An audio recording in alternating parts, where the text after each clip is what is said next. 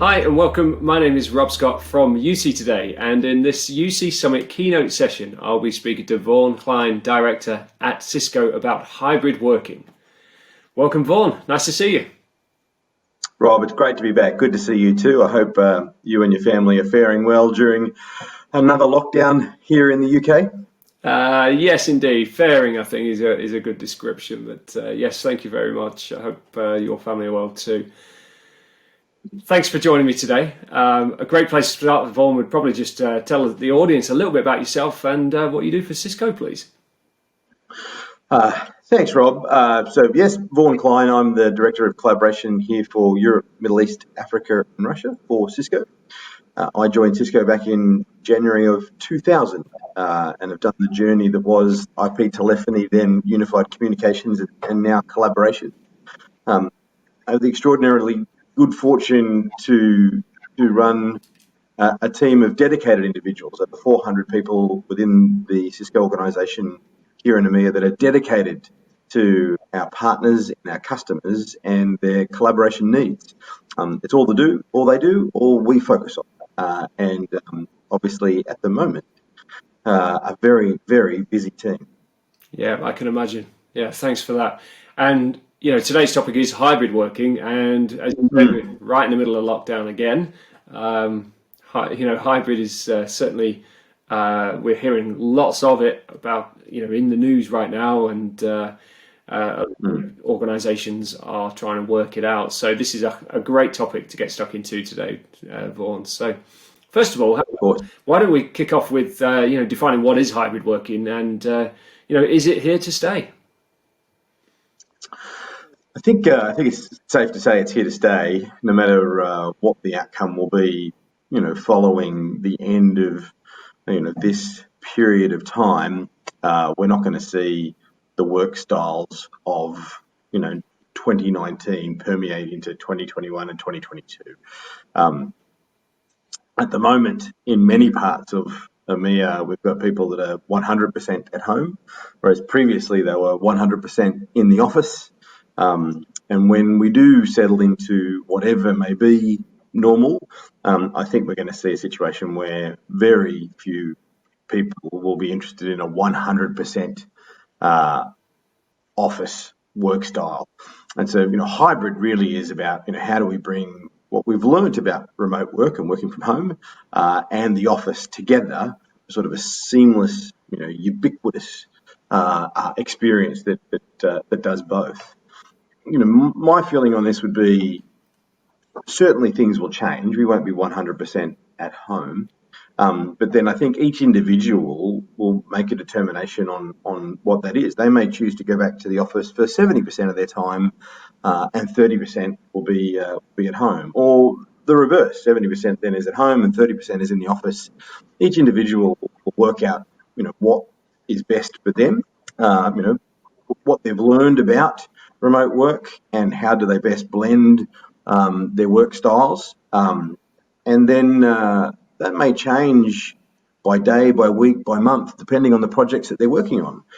What's important is, we need to prepare for flexibility for all of our workers to be able to engage from home or from the office, with a quality of experience, where there isn't any differentiation between the two. So yes, I think hybrid work is obviously about the combination, and when we get back to travelling, that'll be just as much in the back of a cab as it is at home as it is in the office. There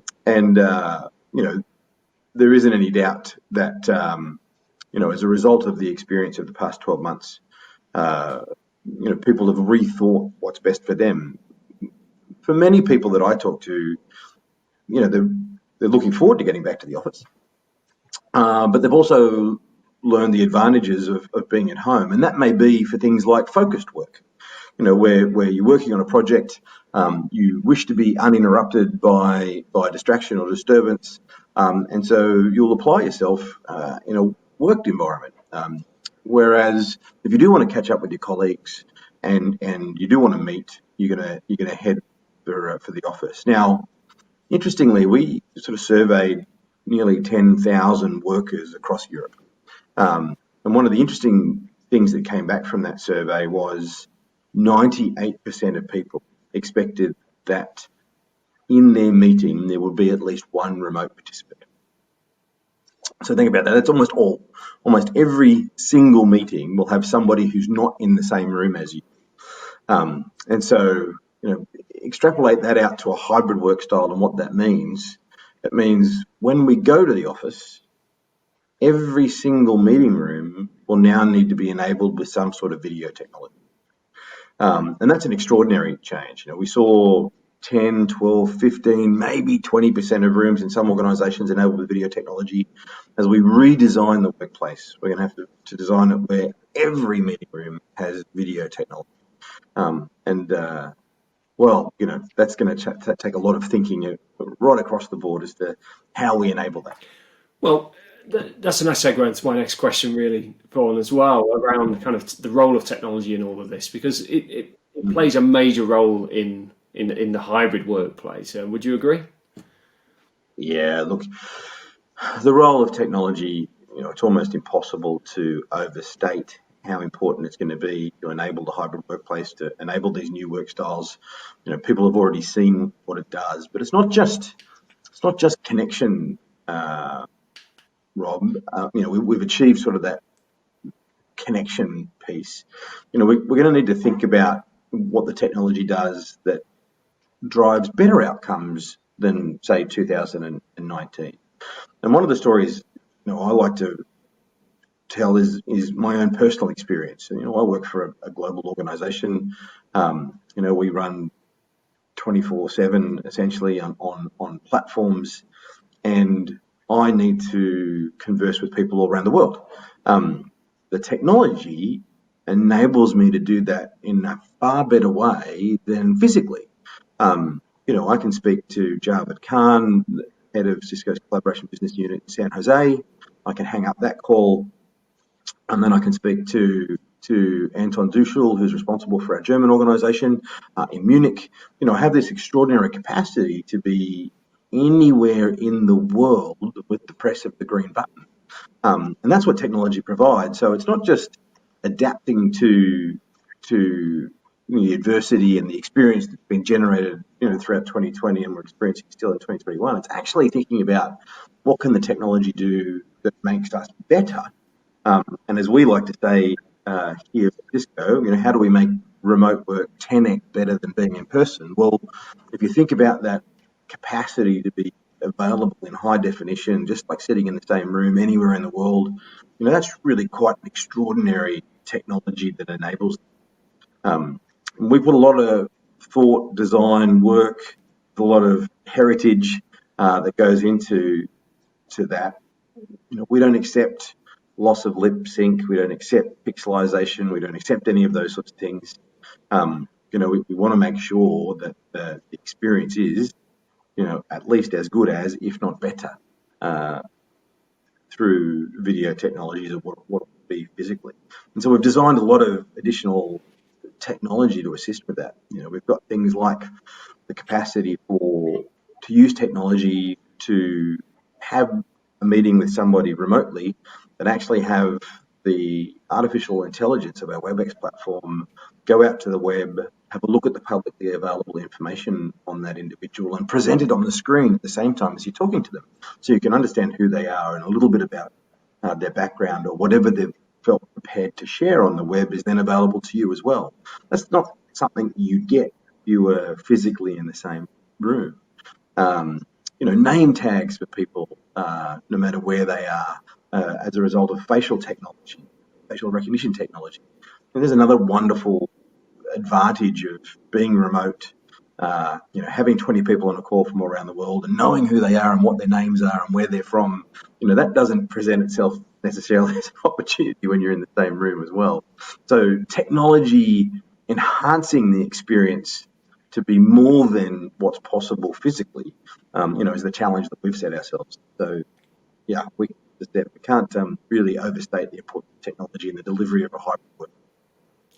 Absolutely. And I'd like to kind of ask you a little bit around kind of the things that organizations should be thinking about when planning for hybrid working? I mean, we mentioned in the description of this session, we'd be talking about that kind of blueprint to the hybrid workplace. Yeah. What factors should organisations be considering? Yeah, Rob, look, we saw the necessity, based upon the urgency of the situation and people scrambling to provide, platforms that enable organisations to continue to function and to meet with their customers and all that sort of stuff. So there was sort of this urgency, what we call sort of survive stage. And now, we're thinking that now that it's a permanent situation, whatever the percentage mix for the individuals or the organisations may be, but it's a permanent situation. People thinking much more deeply about, how do they move from a survival stage to a thrive aspect, and some rules of thumb. Firstly, that sort of commentary that we started with was sort of that ubiquity of experience. There can be no second class, Rob. You can't have an expectation that because you're home, you're getting a lesser experience than those that are in the office or in the same room. So really plan hard and think hard about how do you create an experience that's the same everywhere. And part of that, particularly for IT organisations, is how do you control? So my advice to customers at the moment is to accept the fact that they have to take some form of responsibility for the home environment. That the way that they take responsibility for providing wonderful facilities in the office is also what they have now as what they need to do at home.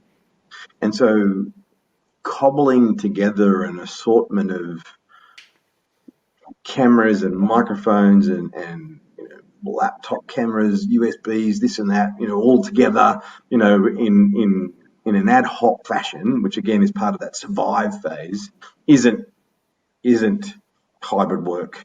Isn't this type of environment that's going to have employees gravitate to you as an employer. You want to have a situation whereby the cameras, the mics, the video unit, and everything is all managed in a central control hub situation. How do I see all of the components? How do I guarantee the experience that we're generating regardless of the location? All of those things are really, really important, and it requires a really hard think about not allowing necessarily ad hoc, bits and pieces being assembled by individual employees. Have an SOE, the strategic environment, include that as a home working situation, and make sure that all of it, every component is visible in a control hub. You have control of it, so therefore you can guarantee that. Because sure, you can bet your house on the fact that as soon as there's a problem in terms of the video quality or the audio quality, the IT help desk is going to get lit up. And then if that happens and you can't see what's going on in the home network environment or what that device is particularly doing and what's the situation with the CPU usage, you're going to be in trouble. So really plan for down to the ones and zeros. And this is where we always say, the first thing that anybody says or does when the experience is bad, and I'll give you the simulation, they put their hands on their heads and they go, oh, it's the network. It's the network. There's something wrong with the network. And so we take a very network-centric view, as you would expect from Cisco, but certainly, networks have an enormous amount of responsibility for carrying vast amounts of real-time traffic, with 160 milliseconds with a latency before you start to go, what's wrong here?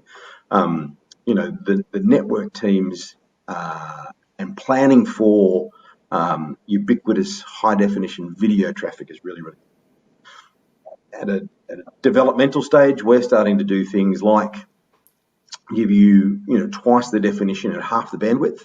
So we're redesigning our products with the consideration of home networks in place to make it easier as well. So lots of things for people to consider there.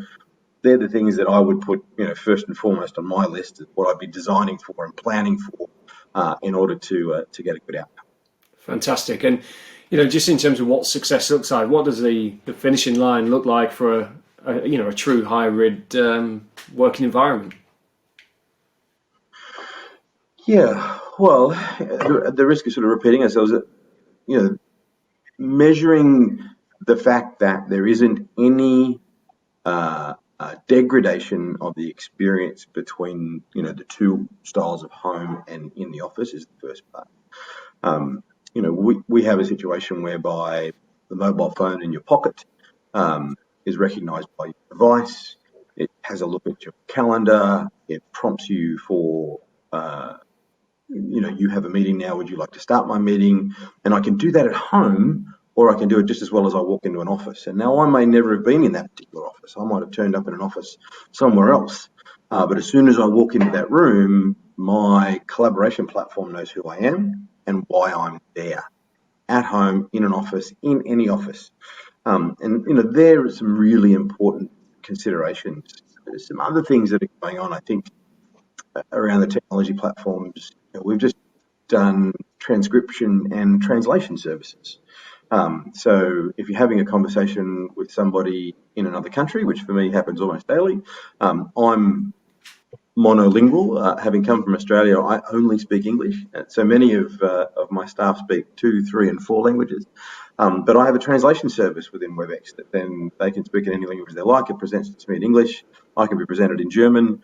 These are things that come into the fore for generating that ubiquity of experience. Yeah, fantastic. And last question for today, Vaughn. We're very early on in 2021. The outlook is, as you said, is undetermined, I suppose, and organisations are, trying to recalibrate the unknown, which is all very interesting. But from Cisco's perspective, what's happening? What's the year ahead look like for you? Yeah, so we're very, very thankful at the moment for obviously an unprecedented level of engagement and demand from our customers. As I said, sort of 400 dedicated collaboration specialists here in EMEA in a very, very busy 12 months. We've been most pleased to assist. And that doesn't look like easing up anytime soon. There's still so much to be done as we move from survive to thrive, as we plan for, how to make this a permanent situation. I think everybody's really focused on the moment on that return to the office, and how do they bring those two things together. Extraordinarily, if we have a look at our vast telepresence endpoint portfolio, where you would expect possibly as, people are not in the office, that we wouldn't be seeing, volume shipments. We're actually seeing record volume shipments. And that's, organisations preparing for return to office, and the fact that every meeting room requires, video technology. And so that's probably the big phase that we're in right now, is that preparation for we're going to a hybrid work style, but we will be moving from 100% home to, pick a number. It would seem at the moment the number that's most conveyed to me by customers is, in the first phase of the return to office, they're predicting 30% of their staff to be returned to the office, and then they'll work their way up from there. But 30% seems to be the number that they're preparing for in the first instance. And so, they want to have people in the office able to walk in and use a telepresence endpoint and convey with somebody who's on a WebEx soft client, and have that all, seamlessly joined together. So lots and lots of planning around that, which seems to be the direction that is most prevalent right now. We're probably seeing a level of preparation for return to the office that is greater with governments. Obviously, the role of government and the function of government continues on, where private organisations can throttle down elements of their services and things. One would argue that the demand on government services now might be more than it's ever been. And so they've certainly been the most active in their preparation and planning. And so we're spending a higher proportion of our time with government than we were. And dramatically education and healthcare, obviously very, very deeply impacted by the pandemic. And so, lots of time spent there. We've got the whole of the education system in Greece running on WebEx at the moment. Some 1.5 million students daily dialed into our platform and utilising that. We've taken all of the personal telepresence endpoints from our offices around Europe and deployed them in hospitals so that they can do contactless and remote, handling of patient care. So there have been two big areas that certainly we spent vast amount of time with, as well as education and healthcare. But we're seeing the wheels of sort of central government now starting to really gear up for return to the office as well. Extraordinary, yeah. The efforts, hats off to everyone at Cisco and everyone else out there that's tackling, the I suppose the fallout of the pandemic, if it's even apt to say that right now. But either way, Vaughn, what's the best way for organisations, private or public, to get in touch with Cisco and find out more? Private, public, large or small, I think we can probably help everybody at the moment, and we'd be most pleased to do so. Webex.com is the first place to go to if you're not familiar with who your Cisco contact is. If you are, then by all means, please contact them as soon as you see fit. But if you don't know of that individual, then Webex.com is a great place to start. There's a whole virtual team that sits behind that, where you can raise your query, get contacted, conduct a conversation with us about how best to set up your organisation for a hybrid workplace. And then I believe we've also got a virtual booth with UC Summit, where people who are engaged in this conversation with us can go to that summit, and our specialists, our experts in hybrid work are available there to have a chat with you as well. Perfect. Thanks, Vaughn. Hey, it's been great to see you. Thank you so much for your time today. Good to see you again, Rob. Look forward to speaking to you again sometime in the future. And that's it from us. If you've enjoyed today's session, there's lots more like it at our annual conference and expo, UC Summit 2021. I'm Rob Scott from UC Today. Thanks for watching.